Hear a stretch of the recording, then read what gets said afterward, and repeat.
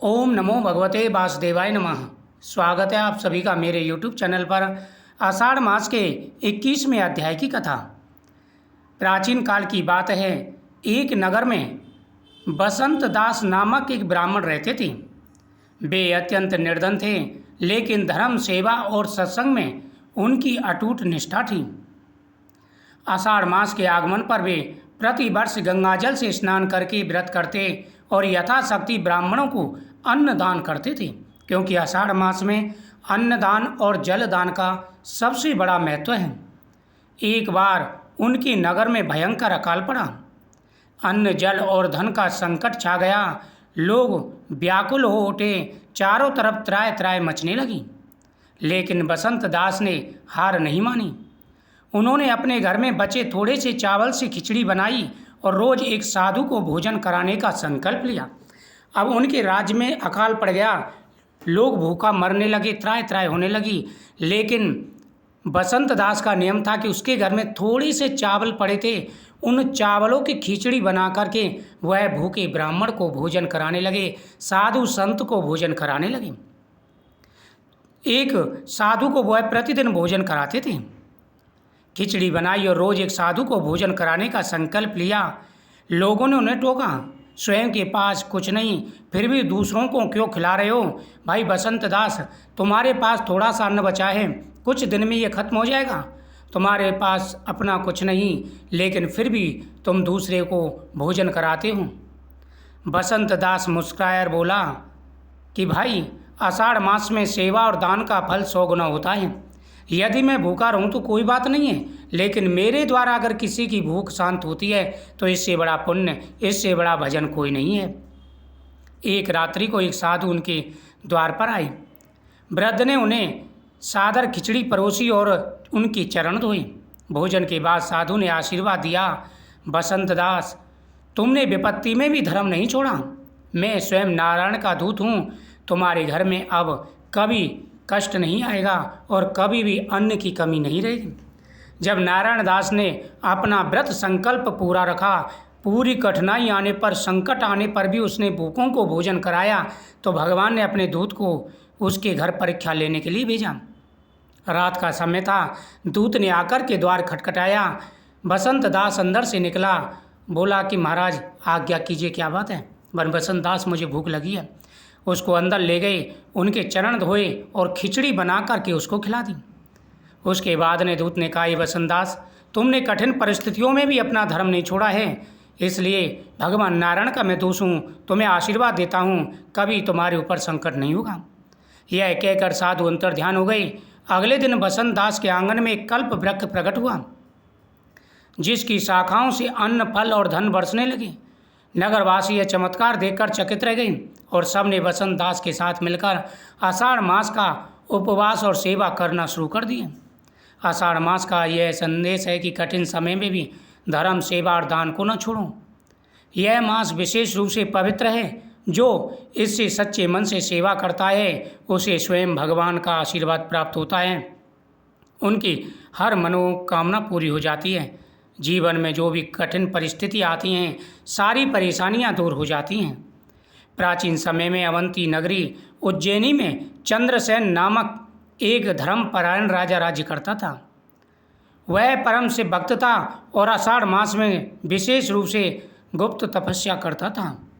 उसका नियम था कि वह नियम पूर्वक आषाढ़ मास में अग्नि में घी की आहुति देता, शिवलिंग पर जल चढ़ाता और रात्रि को मौन व्रत धारण करता था। यह बात उसके राज्य की एक ही मंत्री निष्कंप को अच्छी तरह नहीं लगी। उसने एक दिन व्यंग करते हुए कहा, राजन, राजधर्म छोड़कर जंगल में गुप्त साधना करते हो, इससे राज्य कैसे चलेगा? राजा चंद्रसेन मुस्कुराए और बोले, राज्य तभी चलता है जब रक्षक स्वयं आंतरिक रूप से संतुलित हो।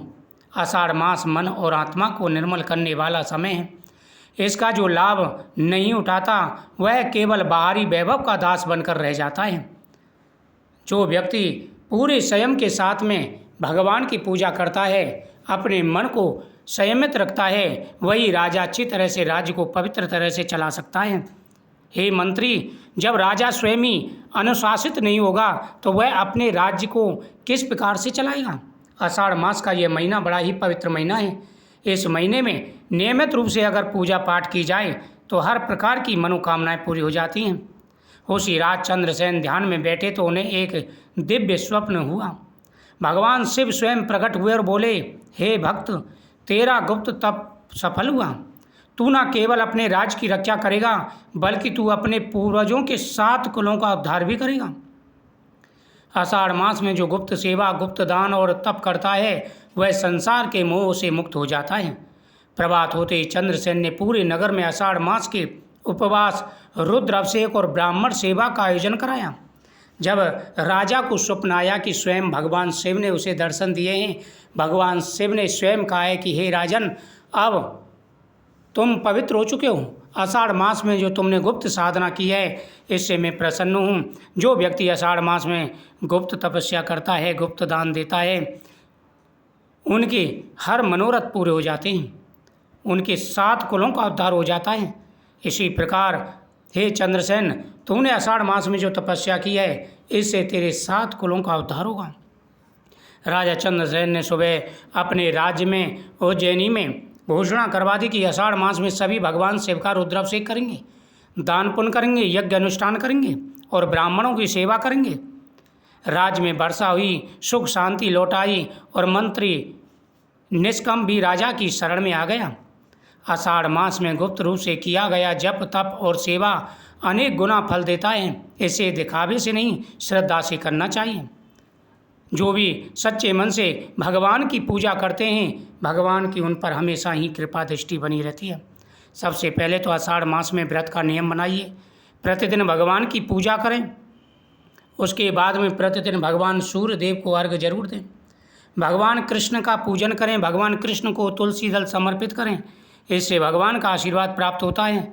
आ रही सारी परेशानियां, जीवन के सारे कष्ट दूर हो जाते हैं। जो भी शास्त्रों में बताए गए हैं उन्हीं के हिसाब से व्यक्ति को धर्म का पालन करना चाहिए। जो भी आषाढ़ मास में भगवान शिव की और भगवान कृष्ण का पूजन करते हैं, गौ सेवा करते हैं, अतिथि सेवा करते हैं, दीप दान करते हैं, अन्न और जल का दान करते हैं, वह खुद पवित्र होते हैं तथा अपने 7 कुलों का उद्धार भी कर देते हैं। जिस प्रकार से राजा चंद्रसेन ने गुप्त साधना की, भगवान शिव ने स्वयं प्रकट होकर के उसे आशीर्वाद दिया, उसी प्रकार से सभी की मनोकामनाएं पूरी हो जाती हैं। जो भी आषाढ़ मास की कथाओं का श्रवण करते हैं उनके जीवन में आ रहे सारे कष्ट दूर हो जाते हैं। भगवान उनके जीवन में आ रहे सारे कष्टों को स्वयं हरते हैं तथा माता लक्ष्मी प्रसन्न होकर के घर में धन्य धान भरती हैं। ओम नमो भगवते वासुदेवाय नमः।